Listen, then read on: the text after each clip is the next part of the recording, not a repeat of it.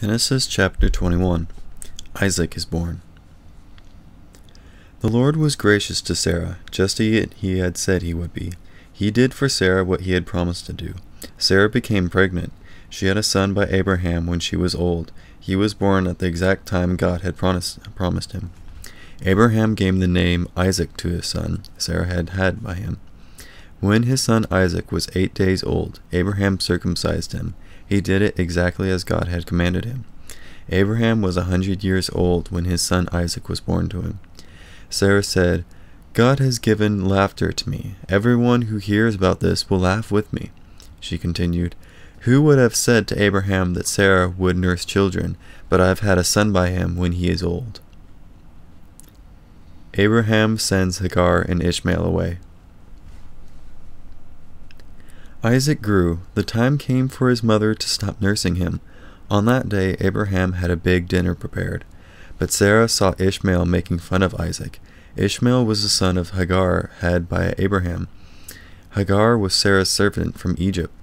Sarah said to Abraham, "Get rid of that slave woman. Get rid of her son. That slave woman's son will never have a share of the family's property with my son Isaac." What Sarah said upset Abraham very much. After all, Ishmael was his son. But God said to him, "Do not be upset about the boy and your servant Hagar. Listen to what Sarah tells you, because your family line will continue through Isaac. I will make the son of your servant into a nation also. I will do it because he is your child." Early the next morning, Abraham got some food and a bottle of water. The bottle was made out of an animal skin. He gave the food and water to Hagar. He placed them on her shoulders. Then he sent her away with the boy. She went on her way and wandered into the desert of Beersheba. When the water in the bottle was gone, she put the boy under a bush. Then she went off and sat down nearby. She was about as far away as a person can shoot an arrow. She thought, "I can't stand to watch the boy die." As she sat nearby, she began to sob. God heard the boy crying. Then the angel of God called out to Hagar from heaven. He said to her, "What is the matter, Hagar? Do not be afraid. God has heard the boy crying as he lies there. Lift the boy up, take him by the hand. I will make him into a great nation." Then God opened Hagar's eyes. She saw a well of water. So she went and filled the bottle with water, and she gave the boy a drink. God was with the boy as he grew up. He lived in the desert and learned how to shoot with a bow. While he was living in the desert of Paran, his mother got him a wife from Egypt. The peace treaty at Beersheba.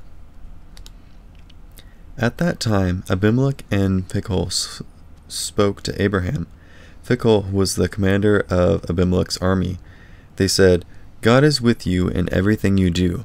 Now make a promise to me here while God is watching. Take an oath that you will treat me fairly. Promise that you will treat my children and their children the same way. I have been kind to you, now you be kind to me, and be kind to the country where you are living as an outsider." Abraham said, "I promise with an oath that I'll do it." Then Abraham objected to Abimelech about what Abimelech's servants had done. They had taken over a well of water. But Abimelech said, "I don't know who has done this. You didn't tell me. Today is the first time I heard about it." So Abraham gave Abimelech sheep and cattle. The two men made a peace treaty. Then Abraham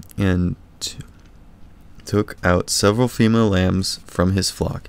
Abimelech said to Abraham, "What's the meaning of these 7 female lambs?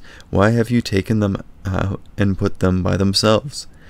Abraham replied, "Accept the 7 lambs for me. They will be a witness that I dug this well." That place was named Beersheba. That's because there the two men made a promise with an oath. After the peace treaty had been made at Beersheba, Abimelech went back to the land of Philistines.